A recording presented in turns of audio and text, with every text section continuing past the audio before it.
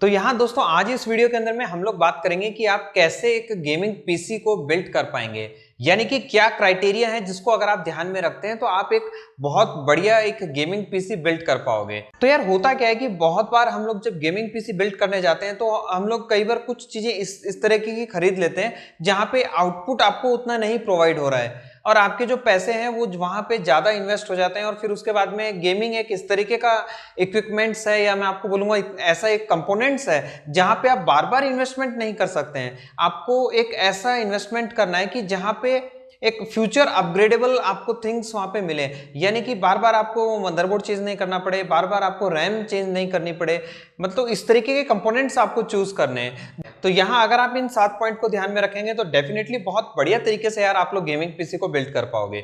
तो यार देखो, सबसे पहला क्राइटेरिया आता है प्रोसेसर का। अब देखिए, प्रोसेसर की अगर मैं आपसे बात करूं तो प्रोसेसर में आपको चाहिए i5 8th या फिर 9th जनरेशन, तो बहुत बेस लाइन के लिए मैं आप लोगों से बोल रहा हूं। और यदि अगर आपके बजट में फ्लेक्सिबिलिटी है तो आप 10th जनरेशन के साथ जा सकते हैं।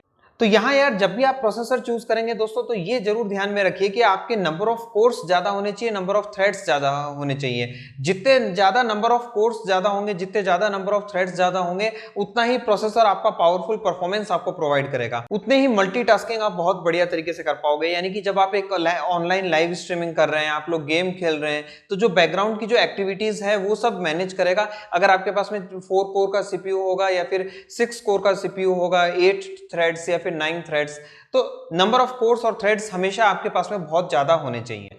और अगर मैं बेस लाइन की बात करूं तो यार 4 कोर 4 थ्रेड्स का भी सीपीयू बहुत बढ़िया आपको परफॉर्मेंस प्रोवाइड करेगा। और यहां दोस्तों दूसरी चीज जो आपको प्रोसेसर में ध्यान रखनी है वो है कि ओवरक्लॉकिंग की, कि जब भी आप प्रोसेसर चूज करते हैं वो ओवरक्लॉकेबल प्रोसेसर होना चाहिए। तो जिससे क्या होगा, आपकी जो परफॉर्मेंस है वो इंक्रीज हो जाएगी और आपकी जो बेस फ्रीक्वेंसी है आप उसको एनहांस कर सकते हैं 3.5 गीगाहर्ट्ज तक, 4.1 गीगाहर्ट्ज, 5 गीगाहर्ट्ज तक, डिपेंडिंग अपॉन कि आप कितने कैसा प्रोसेसर आप चूज कर रहे हैं। अब यहाँ दूसरे नंबर पे आता है दोस्तों मदरबोर्ड के बारे में। अब देखिए, जो आप प्रोसेसर चूज करेंगे उसके अकॉर्डिंग आप मदरबोर्ड को चूज करेंगे, क्योंकि मदरबोर्ड का जो सॉकेट है वो किसके कंपेटिबल है, LG A1151 के कंपेटिबल है, या फिर LG A1200 के कंपेटिबल है, या फिर आप extreme high gaming PC build कर रहे हैं तो वहां पे LG A2660 के कंपेटिबल है। वो चीज आप लोगों को वहां से पता लग जाएगी। अब दूसरी चीज जो मदरबोर्ड में आती है दोस्तों की, वो आप लोगों को ध्यान में रखना है कि मदरबोर्ड आपको ऐसा लेना चाहिए कि जिसके अंदर में आप M.2 SSD का स्लॉट आपको वहां पे मिले, यानी कि एक फ्यूचर अपग्रेडेबल। आज ही आप M.2 SSD नहीं खरीदेंगे, लेकिन आने वाले टाइम में आपके पास में वो ऑप्शन रहेगा, तो आपका जो मदरबोर्ड का जो अमाउंट है वो दोबारा आपको स्पेंड नहीं करना पड़ेगा। तो यहाँ मदरबोर्ड के लिए M.2 SSD का स्लॉट होना चाहिए। और यार जो PCIe स्लॉट आपको मिलता है उसका 4th जनरेशन आपको मिलना चाहिए। कहने का मतलब है आपको लेटेस्ट वर्जन्स आपको उसके अंदर में मिलना चाहिए। और साथ ही साथ में मैं आपको बोलूंगा कि उसके अंदर में डुअल बायोस का अगर आपको ऑप्शन मिलता है तो वो बहुत ज्यादा बढ़िया है। आप लोगों ने काफी बार देखा होगा कि जब कंपनी अपने मदरबोर्ड के फ्रेमवेयर को अपग्रेड करती है तो उस समय में आप अपग्रेड करने के लिए आपको सॉफ्टवेयर प्रोवाइड करती है। जब आप उस सॉफ्टवेयर को इंस्टॉल करते हो तो हो सकता है बाई चांस आपका पावर फ्लक्चुएशन कर जाए, हो सकता है कि आपका पावर कट हो जाए, यूपीएस वर्क नहीं कर पाए या फिर कुछ भी, लेकिन ये होता बहुत कम केस में है। लेकिन खुदा ना खास्ता अगर कल को इस तरीके का अगर आप लोगों के साथ में हो जाता है तो आपका जो पूरा जो मदरबोर्ड है वो पूरा क्रैश हो जाएगा। वो केवल सर्विस सेंटर से ही रिपेयर हो सकता है। तो बेटर है कि डुअल बायोस का अगर आप मदरबोर्ड परचेस करते हैं तो वो काफी ज्यादा बेस्ट है, ताकि एक सेकेंडरी बैकअप में आपका बायोस रहे। तो जिससे क्या होता है कि बाई चांस अगर आपका बायोस फेल होता है तो दूसरा बायोस हम उसको लाइन में लेकर के काम में ले सकते हैं। और चौथी चीज मदरबोर्ड में आती है दोस्तों कि वो भी ओवरक्लॉकेबल चीजों को सपोर्ट करना चाहिए। जैसे कि आपका प्रोसेसर है, रैम है, उनको वो ओवरक्लॉकिंग के लिए वो सपोर्ट करना चाहिए। कहीं ऐसा नहीं हो कि आप ओवरक्लॉकिंग प्रोसेसर ले लेते हैं और फिर आपके बाद में पता लगा कि जो भाई मदरबोर्ड है उसको आप ओवरक्लॉक नहीं कर पाओगे।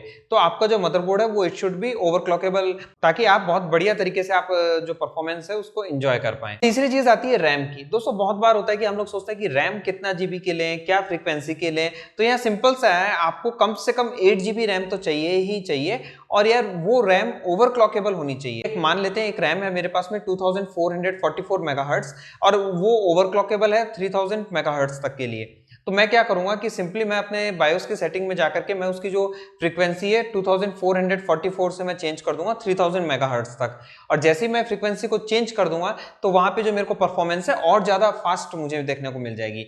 तो आप ये ध्यान में रखिए कि रैम जो है वो ओवरक्लॉकेबल होनी चाहिए। और 8 GB कम से कम होनी चाहिए। अब चौथे नंबर पे आता है दोस्तों ग्राफिक कार्ड के बारे में। अब यार ग्राफिक कार्ड बहुत बड़ा रोल प्ले करता है आपके गेमिंग सेटअप के अंदर, क्योंकि जहां देखिए आपकी जो ग्राफिक्स हैं, जो बिट रेट्स हैं, जो रिफ्रेश रेट्स है, वो सब पूरा का पूरा जो है ग्राफिक कार्ड के ऊपर यहाँ पे डिपेंड करता है। तो यार कि जो ग्राफिक कार्ड है वो 4 GB हो GDDR5 के साथ में, और आपको जो है 16 सीरीज मिले तो ज्यादा बेटर है। अब यार 10 सीरीज अगर आप लेते भी हैं तो चलिए कोई दिक्कत नहीं है, आज की डेट में 10 सीरीज भी बहुत बढ़िया परफॉर्मेंस प्रोवाइड करेगी, लेकिन आने वाले टाइम में जो आपने 15,000 का ग्राफिक कार्ड खरीदा है, आप उसको जब रीसेल करने के लिए जाएंगे तो आपका वो वैल्यू बिल्कुल भी आपको नहीं मिलेगी। तो इसलिए मेरी रिकमेंडेशन ये है कि आप यहाँ पे 4 GB GDDR5 और 16 सीरीज हो तो काफी बेटर है। अदरवाइज आप बेस, अगर आपका बजट काफी ज्यादा टाइट है तो यहाँ दोस्तों आप 10 सीरीज के साथ जा सकते हैं। अब फिफ्थ पॉइंट आता है दोस्तों स्टोरेज।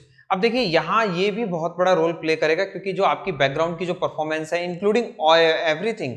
अब यहाँ देखिए 3 टाइप की एसएसडीज हमको मार्केट में देखने को मिलती है। सबसे पहले आती है एचडीडी, फिर उसके बाद में आती है एसएसडी, और फिर उसके बाद में आपको मिलती है M.2 NVMe SSD। अब यहाँ पे देखिए कि जो एचडीडी है वो हम सब लोग जानते हैं बहुत टाइम से जो चलती आ रही है, तो वो जो है उसकी स्पीड रहेगी आपकी 150 Mbps।